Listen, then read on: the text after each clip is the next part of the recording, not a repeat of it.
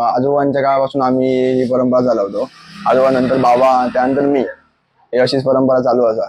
कांदा भजी फेमस आमची त्यामुळे झाली. तर 1982 पासून वडिलांनी चालू केलं, आई वडिलांनी. हा,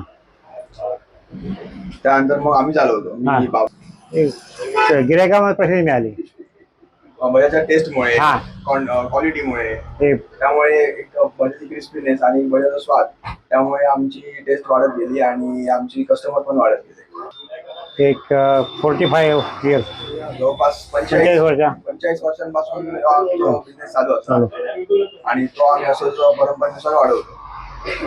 दुकानाची वेळ साधारण सकाळी 8-8:30 वाजता, 8-8:30 ते 12. पुरी भाजी, उसळ पाव, वडा, बटाटा भजी, कांदा भजी, आणि संध्याकाळी 4 ते 7 या 2-4 तासात आम्ही बटाटा भजी, कांदा भजी, वडे असे सगळे फेमस पदार्थ आम्ही, शेवचिवडा असतात लोकांसाठी आम्ही सर्व करतो. मी ऍक्च्युली 12वी नंतर मी हॉटेल मॅनेजमेंट केलंय, डिग्री घेतलं हॉटेल मॅनेजमेंट.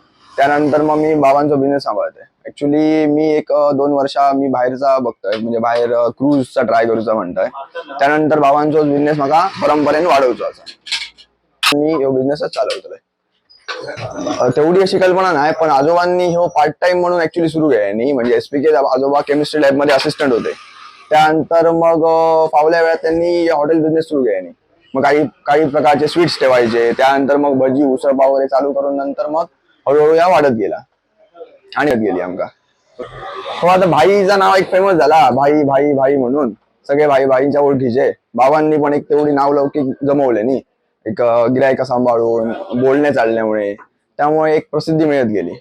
खासियत म्हणजे एक पर्टिक्युलर टाइम ठेवलेलो आम्ही, जेवढं प्रोपोर्शन असा तेवढं संपलो की एक गिरायकांना पण एक जाणीव मिळतं की बाबा भाईची भजी बाबा ह्या टाइम मध्ये मिळतली. त्यामुळे मग आम्ही त्या टाइम मध्येच आमचा जागा असा तर आम्ही गिरायकांना सर्व करतो म्हणून एक आलेलो. ऍक्च्युली मी, आई आणि बाबा इकडे असतो. आई आमची सगळा बनवता, जगात पीठ, वड्याचा पीठ, वड्याची भाजी किंवा कांदा वगैरे मळणे, पीठ मळणे वगैरे सगळं आई बनवता, आणि मी आणि बाबा इकडे बाबा बनवतात आणि मी सर्व करतो इकडे. पारंपरिक व्यवसाय सांभाळतो आपण, काहीतरी एक हॉटेल मॅनेजमेंट केला त्यामुळे एक थोडा नॉलेज गेन हो गया म्हणून मी काहीतरी बाहेर ट्राय करतोय, फॉरेन कंट्रीमध्ये क्रूजचा बघतोय आणि मग परंपरेनुसार बाबांचा बिझनेस चालवतोय.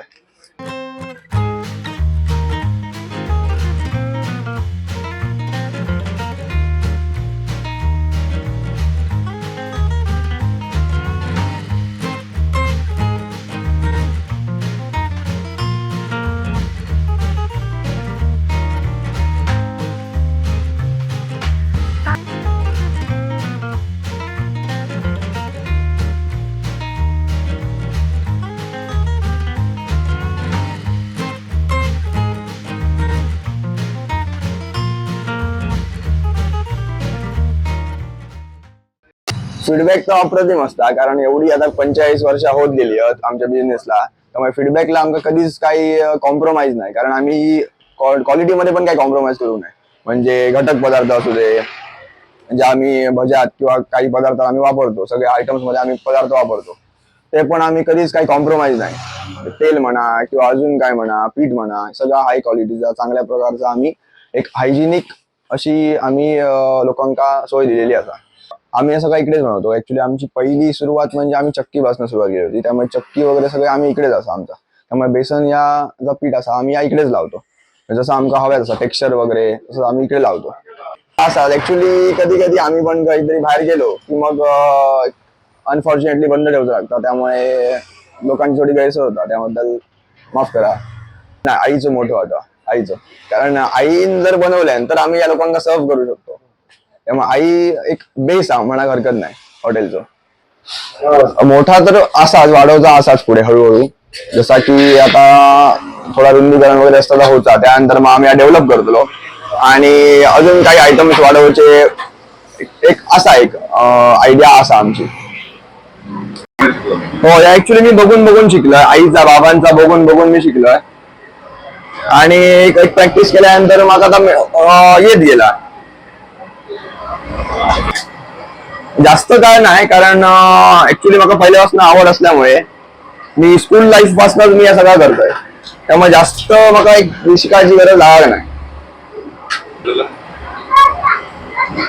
आपण काहीतरी करीत राहावं फक्त शिक्षण झाला म्हणूनच काय असं नाही हा.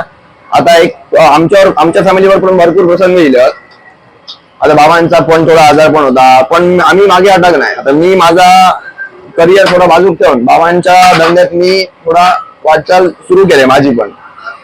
त्यामुळे माझा दृष्टिकोन असा हा की हातावर हात ठेवून बसून काय उपयोग नाही हा. काही ना काहीतरी करीत राहावं.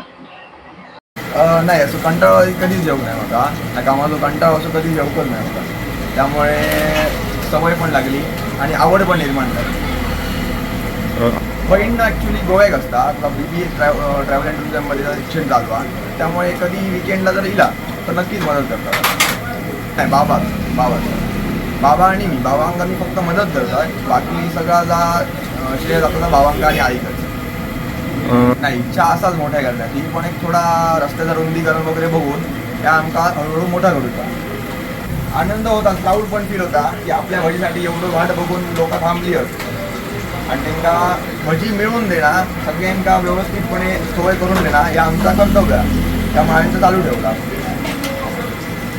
नाही वडा चटणी पण हळूहळू आमची फेमस झाली आहे. वडे पण कारण कसा सगळ्याची टेस्ट असा टेस्टमध्ये काही कॉम्प्रोमाइज नाही. सगळ्याच आम्ही टेस्टमध्ये A1 ठेवला. त्यामुळे सगळ्याच आमचा फेमस झालेला आहे सध्या. उसळपाव म्हणा किंवा वडे म्हणा, बटाटा भजी म्हणा, कांदा भजी म्हणा. माझं नाव जयदीप सुधीर कुडतरकर, म्हणजे भाईंचं मुलगो. आणि या धंद्यासाठी असाच माझा जो वाटो मुलाचा वाटो तो चालू कंटिन्यू ठेवतले मी. आणि असाच बाबांचा धंदा मी पुढे ठेवतले चालू.